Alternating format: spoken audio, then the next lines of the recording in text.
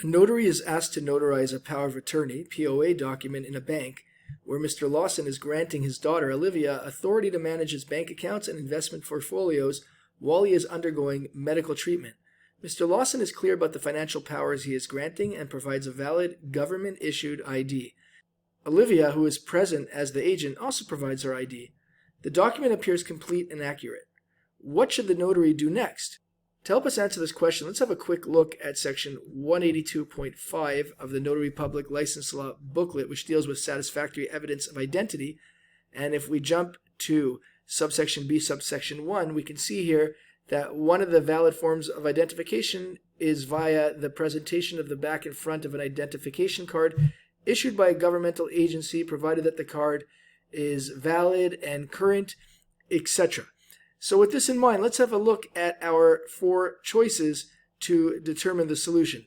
Choice A states, proceed with notarization after confirming both parties' identities, witnessing Mr. Lawson's signature, and ensuring the document is signed voluntarily. Now, this indeed seems to be the prudent course of action because the Notary Public has verified the identity of the parties with proper government-issued ID that is valid, and Mr. Lawson is very much aware of the powers that the power of attorney is granting. The document is complete. There is nothing that's really missing here based on the data given to us in the question. Therefore, there's no reason for the Notary Public not to proceed with the notarization. But before we mark this as the correct solution, let's have a look at choices B, C, and D just to be certain. Choice B states, refuse to notarize the document unless Olivia also signs the POA as a co-grantor. Now, this is incorrect because unless the document specifically states that Olivia must sign as the co-grantor, the general requirement is that only the principal, i.e. Mr. Lawson, has to sign. If the document had stated specifically that Olivia must sign it as well in front of the Notary Public, that would be another thing, but we cannot make that assumption based on the data of the question, and therefore choice B is not the correct solution. Choice C states, ask Mr. Lawson to provide additional documentation to further verify his authority over the bank accounts and investments.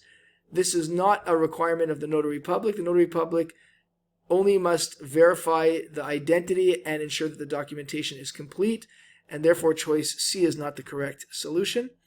Finally, choice D states, ask for additional documentation to ensure Mr. Lawson fully understands the financial implications of the POA. Now, this is also incorrect because while the Notary Public must ensure that Mr. Lawson is signing the document knowingly and voluntarily, that is all the Notary Public is required to do. There has been no evidence to make the Notary Public believe that Mr. Lawson does not understand what he's signing. In fact, the question says straight out that Mr. Lawson is clear about the financial powers that he's granting. Therefore, the Notary Public does not have to ask for additional documentation, and therefore choice D is not the correct solution, which indeed leaves choice A, proceed with notarization after confirming both parties' identities, witnessing Mr. Lawson's signature, and ensuring the document is signed voluntarily, as the correct solution.